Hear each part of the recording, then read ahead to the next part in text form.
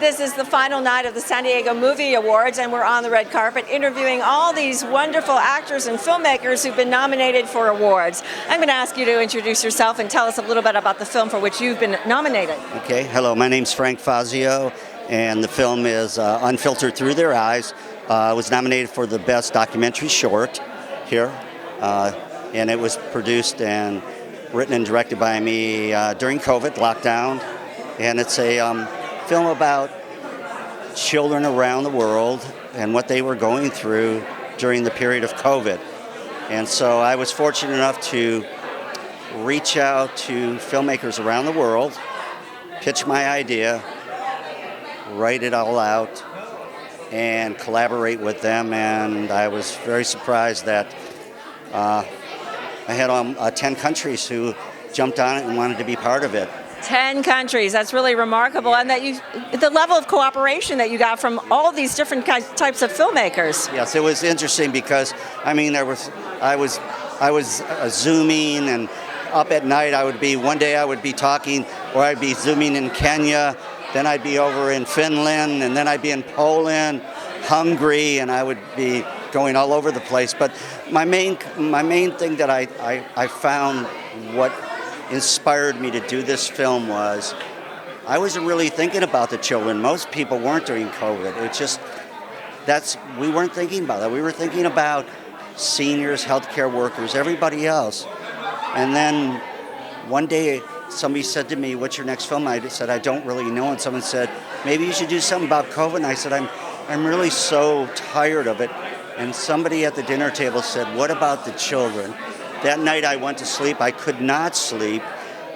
Next morning I got up, I went to my computer, and I Googled to the World Health Organization, how is COVID impacting children around the globe? And the first thing that came up was nearly 1.6 billion children, 1.6 billion children. Most of them will not be fed any food today because their one supplement food was when they were in school at their lunch. And that's when I said, I just got to do this film. So it was a threat to the children's well-being and to their very health outside of COVID as well. Absolutely. It affected their social life, their ability. And all these children, I wanted them young. They were 5 to 8 years old. And one thing I was very specific about, without taking away any of the characteristics or the filmmakers, their own artistic side, because they were the filmmakers in the other country. I was Zooming with them, but I wasn't there. I was kind of guiding them. One thing I said is, I want you to do this. Make sure whenever you're interviewing the children, their parents need to be there. Of course, they're young, but their parents cannot be in eyesight. I want the children not to look and go, I hope I'm saying the right thing. I want them to say what they were feeling.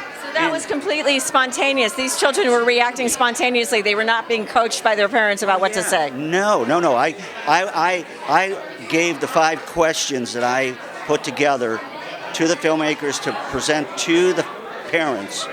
And if they had a problem with it, I wanted to know. But they didn't. For people who haven't seen the film, what were some of those questions that you put to the children? Well, of course, one of the first was, how is the pandemic affecting you and your family? And the most common one is, I miss school, I miss my teacher, I miss my friends. And then I also included the filmmakers in there. I asked them, I want a 2-minute interview of why you were passionate about wanting to do this film with me. What made you want to do it? And they were pretty honest. A lot of them just said, it's because I have a daughter 8 years old. She can't go to school. We can't go to the grocery store together. We can't go out and play. And it's very difficult, So it was very interesting. The last question was the most surprising one for me. Was I asked them all. And the one thing is, when I shot this film, I asked them, I said, I don't want you shooting the film in their bedroom with toys behind them. I want no distractions. I want very little behind them. I want the viewers to look at the children, look at their eyes, hear their voice. I want them to feel what their kids are feeling. And the last question I asked was, what would you like to say to the pandemic? And brilliant. I love that question. And it was great because some of them were a little more, like, well, stop hurting people. Please go away. Please. I want to see my friends again. But the last kid, his name was Felipe. He was from Argentina. He was 5 years old, very animated. And he looked at the camera and he said, what I want to say to the pandemic, and he was speaking Argentinian, he said, if you don't stop hurting people and go away, I am going to cut you in half like an empanada. I remember that. He was going to make empanadas out of it. Yeah, so it was very touching. And I think the thing that I learned mostly from this film was what came out of that meant a lot to me was people were emailing me and sending me, and they were saying, Frank, it was a perspective that I hadn't heard or seen before. The children were finally talking about, about the pandemic, what they were going through.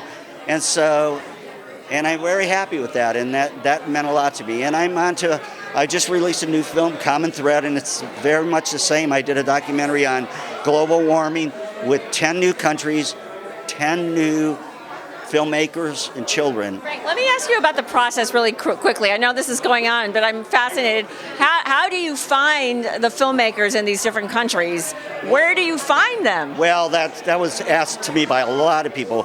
What I did was, I really went out there on social media, and I went to filmmaker Facebook pages, and I joined them, and then I said, I'm a filmmaker from Colorado. I have an idea. I want to do a film. I'm in lockdown. I have no cast and crew, and I want to do it globally because the subject is impacting us all around the world.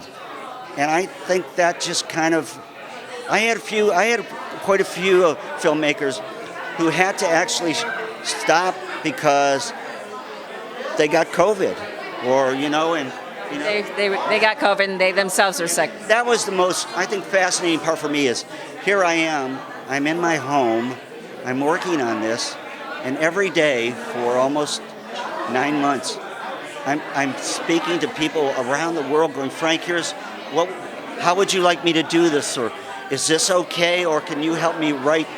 And I said, here's the deal. This film's about all of us. And we will collaborate together, we will film together, we will discuss it together, and whatever we need to figure out, we'll figure out together. I'm just. And I think your film speaks volumes, and it shows us, and it's a really good demonstration that shows us that art making, filmmaking can be a global endeavor. It is a global enterprise. Yeah, and it was harder for me because I was doing comedy, sci-fi, drama. I've done it. I've acted. I've been in, I've acted. I've been in House of Cards and places like that. But this touched my heart in a way that I said to myself, if I've done one thing right here, this one is really good. And so is the new one now because it touches on global warming and children and what they're going through. And a lot of them are scared about it, their generation, their future, the planet. As they should be. Thank you, Frank Fazzio. His film is Unfiltered Through Their Eyes, and it's been nominated as Best Documentary Short.